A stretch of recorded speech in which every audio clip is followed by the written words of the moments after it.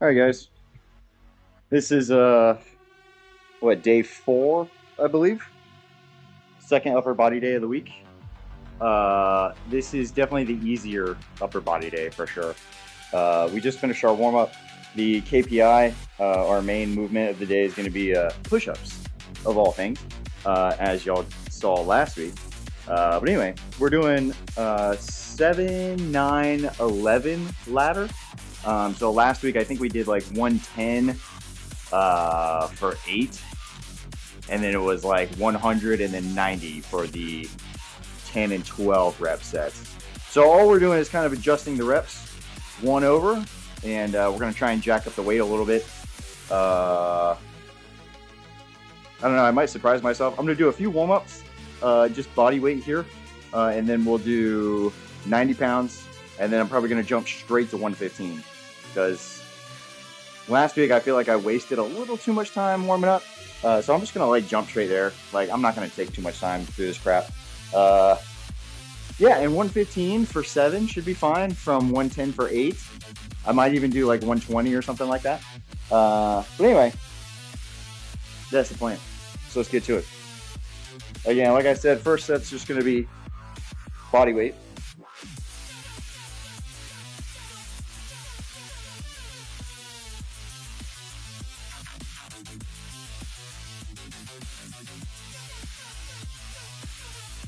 Of course, I mean, I don't know what any of us expected, so we're gonna go ahead and throw.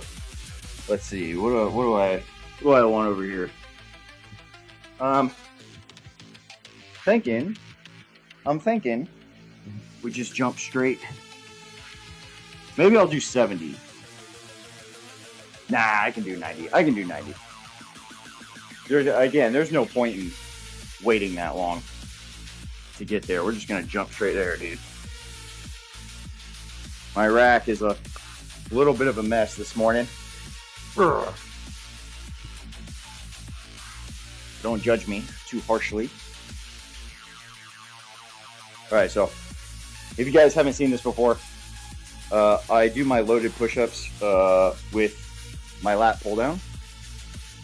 I just load the weight on there, and then I have a little chain, a little like dip belt chain that I attach to my belt, and then I just do like push-ups that way off the elevated bar. And so what's cool is the cable is like a perpendicular angle at my hips, which is the ideal loading position. Obviously, when you do like traditional loaded push-ups, the weight's normally like on your upper back or like mid-back, and it's not a bad place for it, mostly because you can't really put it anywhere else without it falling off.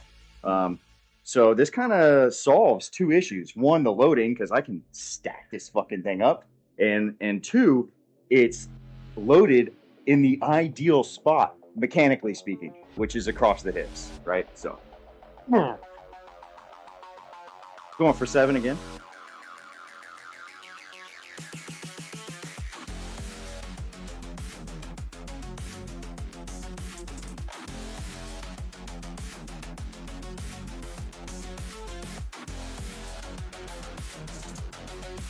Then I just disconnect.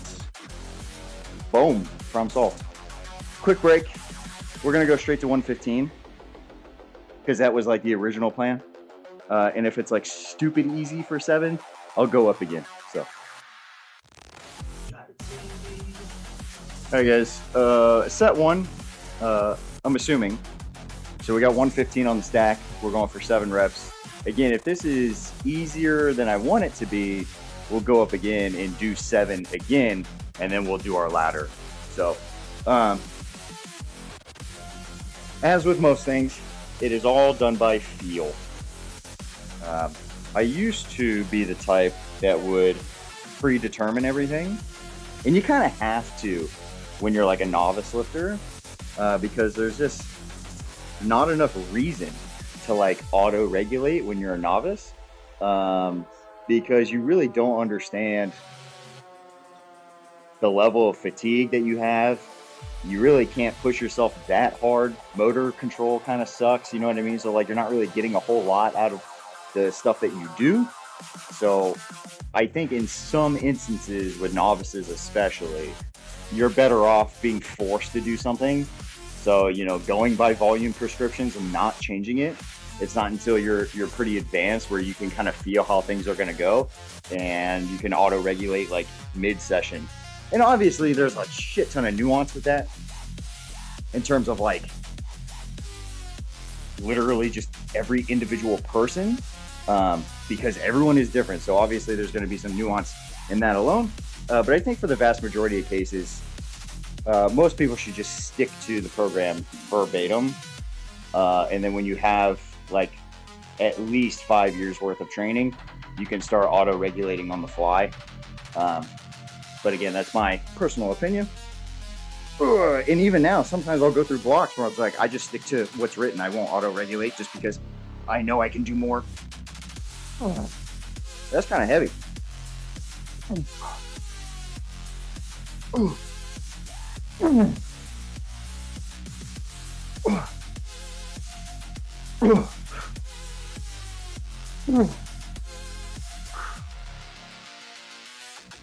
I could probably squeeze out a little bit more, but I feel like that was close enough. So now we're gonna go to 9, and I'm just gonna drop it by 10 pounds. So we'll do 105. And I feel like I should be fine. So we'll do 105 for 9, and then we'll do 95 for 11. For some reason, that kind of felt heavier. That's not good.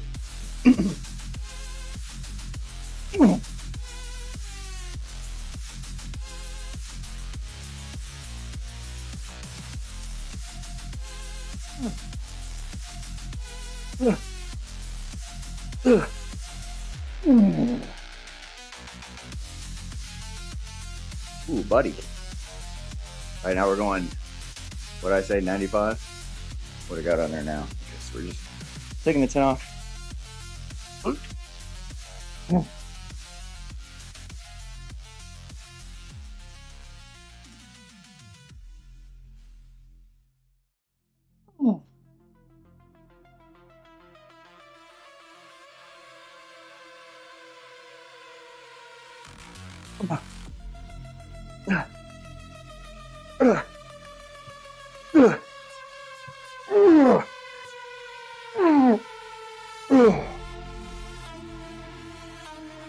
Ooh, buddy. That is a spicy meatball, dude. Ooh. All right, guys. 3x7 on our double lat pull down. So this is how this is going to go. We got a wide grip on this thing. We're doing basically like a high row kind of a deal. So we lean back, high row, and then we come back up to that vertical position, and then just like traditional pull down. That's kind of the deal. We're doing 7 reps. Hopefully this roller's not too low, which it feels like it is. That's okay. So we lean back, high row, vertical.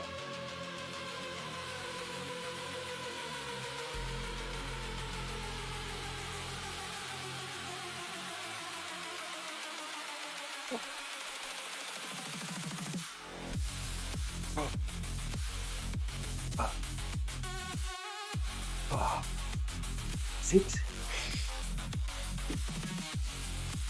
And it's funny, because I know someone probably caught on to this by now.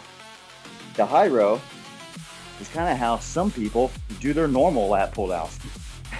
They got that huge, lean back, shove their chest up towards the bar. You have to understand, again, like most things, nothing's necessarily wrong. It just depends on the application. Depends on the context. Depends on the individual. Too often, too many times in the gym, people see stuff being executed in a way they wouldn't and assume it's automatically wrong. Being a trainer and working with a lot of different people, you learn that no exercise is technically wrong because all exercise is made up. So it all has its own application for the context of the person's constraints, limitations, abilities, not to mention their goals. What are they trying to do? Because even in an extreme example, because I know someone will probably be like, well, burpees, except burpees are fucking stupid and da, da, da, da. What if someone's training for a burpee record where they just want to get really good at burpees and be the best person anyone has ever seen at burpees? Then it's applicable in their case.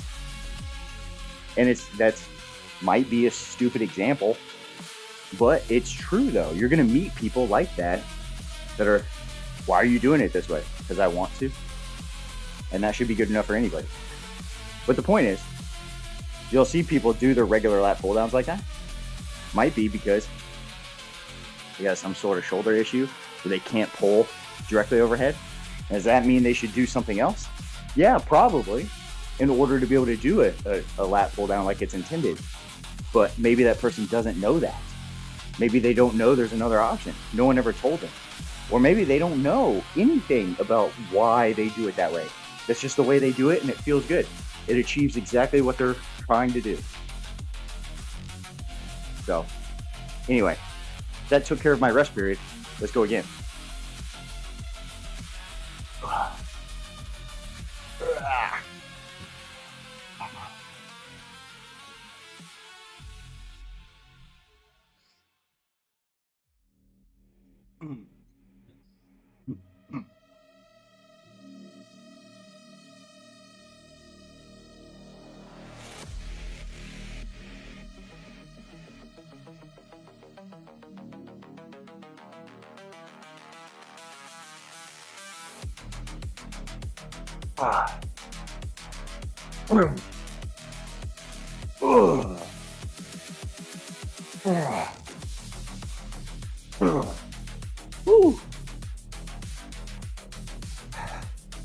Might be able to squeeze a little bit more weight on there.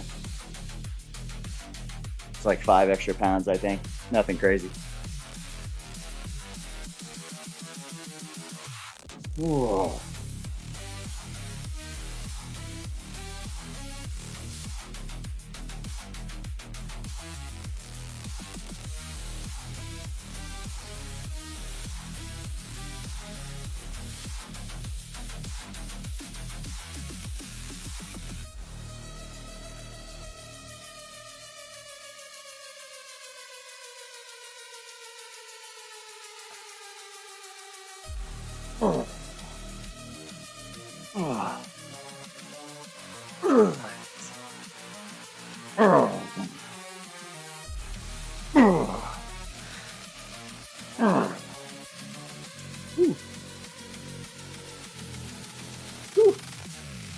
Nice. All right, moving into overhead press, standing. Last week I think we did the 40s for like sets of 15. So I'm reducing reps a little bit, and we're gonna go 45s. I think for like 3 sets of 12. We'll kind of see how it feels, as with most things. And then afterwards we got arm stuff. I'm gonna come back here for pull downs, and then I think that's it. Straight arm pull downs, and that'll be it. I think. Let's go ahead and get rolling.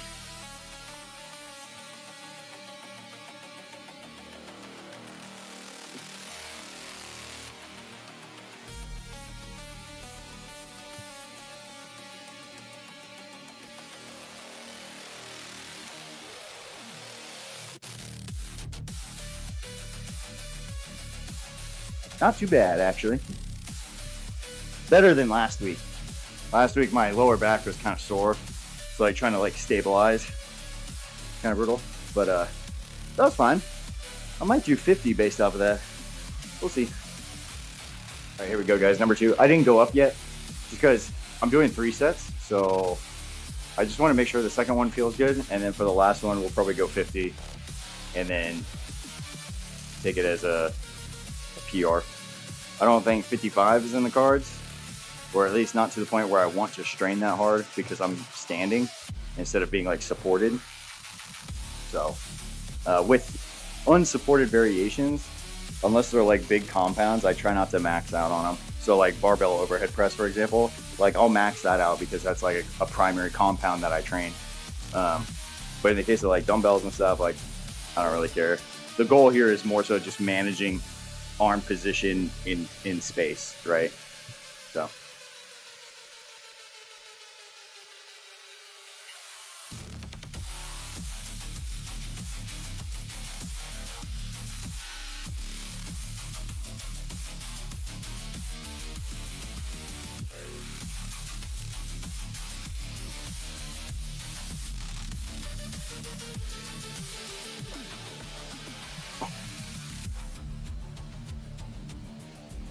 See, that's why. Started getting close to 12, started slowing down. So we'll stay there for the last one.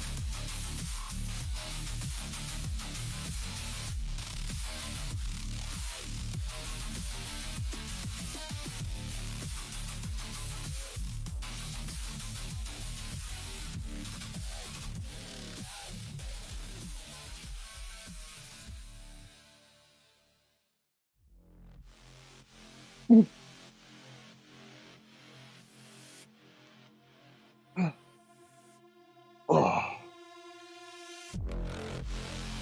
Moving into arm stuff, and I think last time I did this, I supersetted the rolling tricep extensions with the curls, but I don't have more than one set of dumbbells, obviously. So now the disparity between the tricep strength and the bicep strength is apparent between the two. So I'm not going to superset. I'm going to do all of my tricep extensions first because we're going up to 35. The curls have to stay at 30. And no, I'm not the type that's going to swap fucking weights every time. Absolutely not. I'm one of the types of people that laziness dictates my exercise selection most of the time. So if something's annoying to set up, like hip thrust, for example, I ain't doing that shit. Fuck no. The only time I will purposely put myself through a strenuous setup is when I actually really enjoy the exercise. I will purposefully go through the pain because I just enjoy doing the thing a lot. But in this case, I don't give a fuck. So we're doing rolling tricep extensions, 3 sets of 8 with the 35, quick rest, and then we'll move into dumbbell bicep curls with the 30s, accentuated eccentric for 3x8 as well, I think. Memory of a goldfish, dude. I gotta check again. Anyway, that's the deal. Camera's ready to go. Let's fucking get after it. Oh.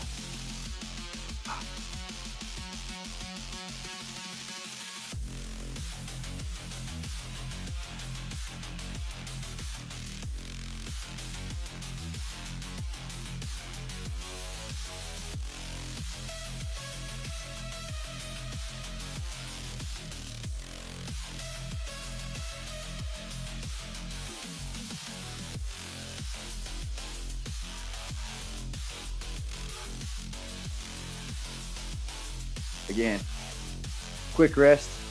We got 2 more of those. Okay, set number 2, fellas. I had a little hornet attack here, or a wasp attack, whatever. So I had to blast it. Ooh, and then wipe everything down.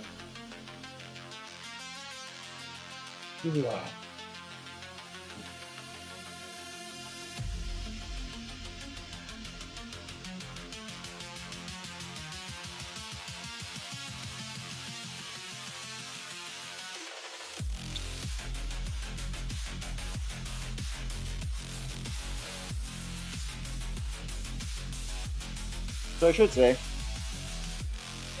if you've ever done rolling tricep extensions, sorry, I know my head's cut out of the frame. It's basically a JM press, if you've ever done that. So if you're laying down, it's a combination of a skull crusher, where you have elbow bend, but then you also have shoulder flexion. And so you kind of combine the two. Like initially when you're learning how to do it, you'll have to do one and then the other. So like skull crusher and then shoulder flexion. obviously, as you kind of get the feel for it, you can do both at the same time. And so be out at the side, tricep extension happens, shoulder flexion happens at the same time. And you'll kind of notice the dumbbells just roll, obviously, right past your head. And if you haven't done it before, it's definitely a little off-putting the first couple times you do it. But you'd be surprised, first of all, how strong you can get with it, especially on a traditional JM press, like with the SSB, which I do those normally during my conjugate block because I use the safety squat bar a lot. And what makes the SSB so nice is that it naturally rolls to one side. So you set up in a way to where it rolls towards your forehead, and it just feels fucking awesome. I've gotten up to like 225 on a JM press before. So it also helps that I have little T-Rex arms. So it's easy to put up a shit ton of weight in any bench press, tricep extension variation, whatever. So anyway, we got one more of those.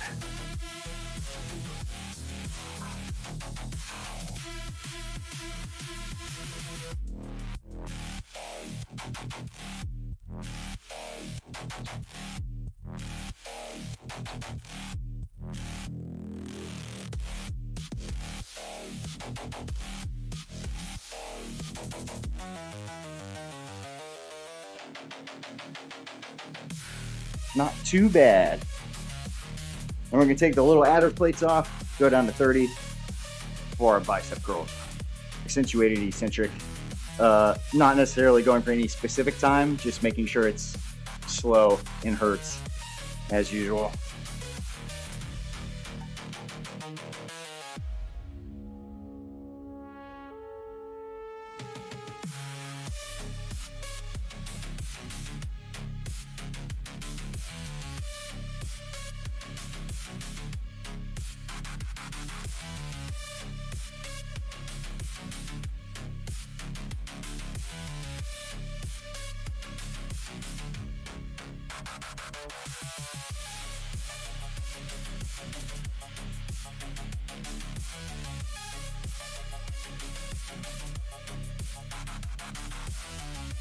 Two more of those.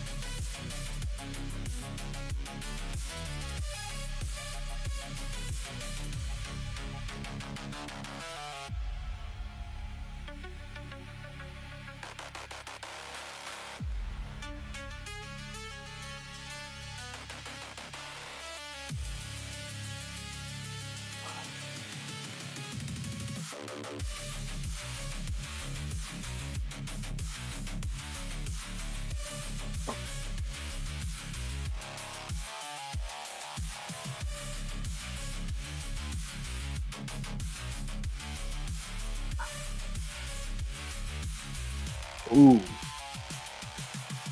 I always hope when I do that, the mic picks it up, but it never does. What a bummer. Oh.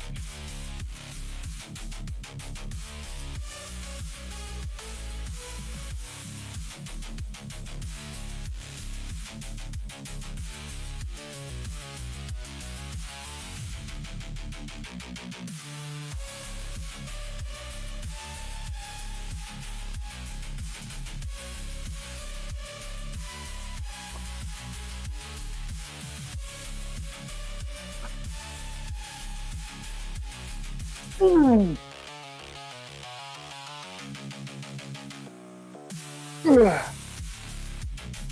Oh. Whew. Buddy.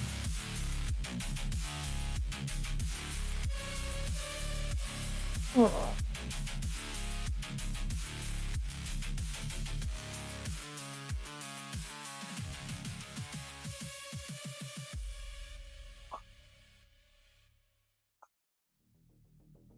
Ah. Oh. Oh. Oh. One more. Oh. Oh.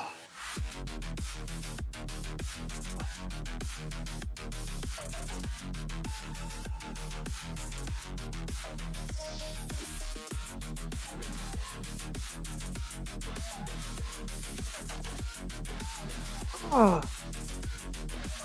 Oh.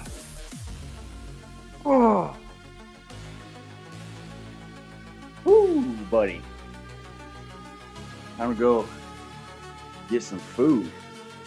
I am very hungry. All right, that's all, man. Let me do my quick post-session yap. Everything's been feeling good. Like I mentioned earlier in the session, I'm surprisingly feeling really good. No real issues with anything, soreness or anything like that, joint pain, nothing. We've been chilling, so that's good. Tomorrow's another field day. We got some sprints to get through, and then we got trap bar deadlifts, and then just a pretty typical leg day. Yeah, this is about to be week 6 down, so we're chilling, man. We're cruising. I really don't have much to say, so hopefully you guys are enjoying the block so far. And I'll see you guys in the next video. Adios.